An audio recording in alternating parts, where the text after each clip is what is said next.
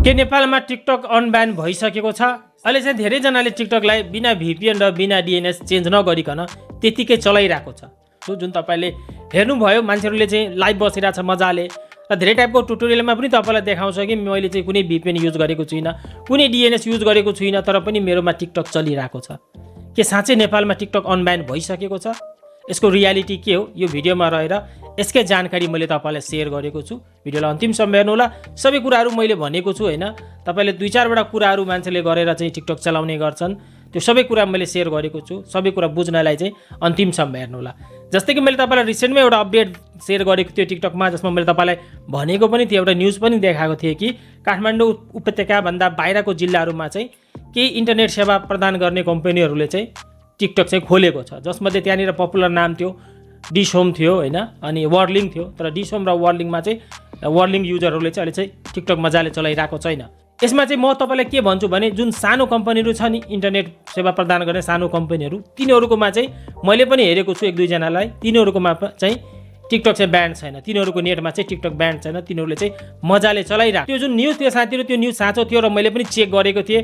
केही घण्टाको लागि वर्लिङमा पनि चलेको थियो त्यो दिन, त्यसपछि चलेन। र अर्को कुरा म तपाईलाई के यहाँनिर भन्न चाहन्छु, जुन तपाईले हेर्नुहुन्छ तिनीहरूले के गर्छ भने अरू युजरहरूले, जस्तै कि तपाईलाई वर्लिङको पनि कसैले देखाएको होला कि मेरो घरमा वर्लिङ छ तर मेरोमा पनि चलिरहेछ, त्यस्तो होइन। तिनीहरूले के गर्छ भने आफ्नो वाइफाईमा चाहिँ वाइफाईको हुन्छ नि DNS चेन्ज गरेर राख्छ। साइडमा तपाईहरु यहाँनिर हेर्न सक्नुहुन्छ मेरो मोबाइल फोन। तिनीहरूले के गर्छ भने आफ्नो वाइफाईमा सेटिङ गरेर राखेको हुन्छ। जस्तै कि यहाँनिर मेरोमा चाहिँ एउटा वाइफाई यहाँनिर कनेक्ट छ, जस्तै कि म तपाईलाई देखाइदिन्छु। सो यो वाइफाई, अब यो वाइफाईमा तिनीहरूले के गर्छ भने सेटिङमा गएर हैन, त्यसपछि यहाँनिर भ्यूमा क्लिक गरेर यहाँनिर जुन IP सेटिङ्स भन्ने अप्सन हुन्छ यसमा क्लिक गरेर यसलाई चाहिँ स्ट्याटिक्समा राखेर तिनीहरूले के गर्छ भने यहाँनिर DNS1 र DNS2 यो दुवैलाई चेन्ज गरेर राख्छ। माथि चाहिँ 4/8, तल चाहिँ 4/1 राखेको हुन्छ। कतिले चाहिँ माथि चाहिँ 4/1, कतिले चाहिँ तल चाहिँ 4/8, यो दुईटा सेटिङ गरेर चाहिँ मान्छेहरूले चाहिँ यो DNS चेन्ज गरेरलाई चलाइरहेको हुन्छ। सो तपाईलाई थाहा हुँदैन कि तिनीहरूले कसरी चलाइरहेको छ। सो तिनीहरूले चाहिँ तपाईलाई यस्तो वाइफाईको यो देखाउँदैन। तिनीहरूले यदि यो स्ट्याटिक्समा गएर यसलाई चाहिँ DHCP मा राखेर चलाएर देखायो भने अनि मात्र तपाईले बुझ्नुस् कि त्यसकोमा चाहिँ हो मजाले चलिरहेछ। अब अर्को कुरा, मान्छेहरूले यहाँनिर के गर्छ भने मोबाइल फोनमै एउटा DNS भन्ने सेटिङ हुन्छ है, मोबाइल फोन भित्रै एउटा सेटिङ हुन्छ। सेटिङमा गएर तपाईले सर्च गर्नुभयो भने DNS भन्ने, यहाँनिर DNS भनेर देखाउँछ, प्राइभेट DNS भन्ने। यसमा क्लिक गरेर तिनीहरूले के गर्छ भने एउटा प्राइभेट DNS बनाउँछ, जसको बारेमा पनि मैले तपाईलाई भनेको छु। एडगार्डको DNS चाहिँ तिनीहरूले यहाँबाट पनि युज गर्छ। सो यो सब तरिकाले तिनीहरूले युज गरेर चाहिँ तपाईलाई देखाउँछ। यसमा कस्तो हुन्छ भने VPN चलायो भने माथि चाहिँ तालचाको अप्सन देखाउँछ, नभए VPN को अप्सन देखाउँछ। तर यो सब सेटिङ गरेर तिनीहरूले चलाउँछ हैन, र तपाईहरुलाई सो गर्छ कि यो चाहिँ चलिरहेको छ। अब अर्को कुरा, यहाँनिर मान्छेहरूले के चाहिँ ट्रिक लगाइरहेछ भने आफ्नो टिकटकको हुन्छ नि, टिकटकको लोकेसन नै चेन्ज गरिदिन्छ।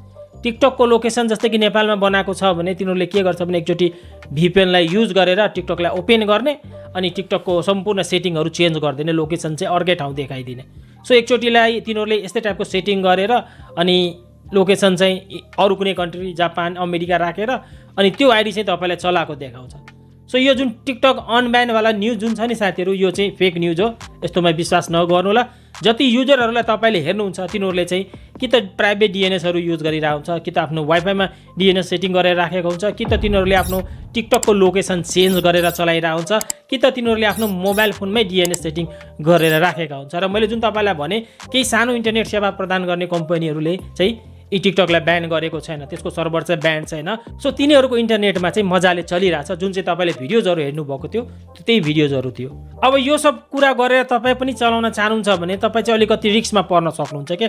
तपाईँले लोकेसन चेन्ज गर्नुहुन्छ हैन, टिकटककै पुरै प्रोफाइल नै चेन्ज गरिदिनु भयो भने पछि तपाईँलाई तपाईँको एकाउन्ट यदि ठुलो भयो भने भेरिफिकेसनमा तपाईँलाई गाह्रो हुन्छ। सो टिकटकमा केही छेडखानी नगर्नुहोस्, पछि तपाईँको केही इन्कमहरू आइरहेको हुन्छ, त्यसमा पैसा कमाउन थाल्नु भयो भने त्यसले चाहिँ तपाईँलाई भेरिफाई गर्न भन्छ। अब तपाईँ नेपाली नागरिक जापानको त्यो गर्नुभएको छ भने जापानी डकुमेन्ट कहाँबाट ल्याउनुहुन्छ? सो यो सब छेडछाड नगर्नु होला। यदि VPN अथवा DNS चेन्ज गरेर यदि तपाईँ टिकटक चलाउनुहुन्छ भने त्यो चाहिँ कतिको रिस्की हो, मैले यो भिडियोमा त्यसको जानकारी दिएको छु। र तपाईँ यदि आफ्नै VPN बनाउन चाहनुहुन्छ भने मैले यो भिडियोमा सिकाएको छु कसरी चाहिँ तपाईँले आफ्नै VPN बनाएर सुरक्षित साथ चाहिँ चलाउन सक्नुहुन्छ। यो दुवै भिडियो गएर चेकआउट गर्नु होला। भिडियोलाई अन्तिमसम्म हेरिदिनु भएकोमा, लाइक, कमेन्ट र सेयर गरिदिनु भएकोमा धेरै धेरै धन्यवाद।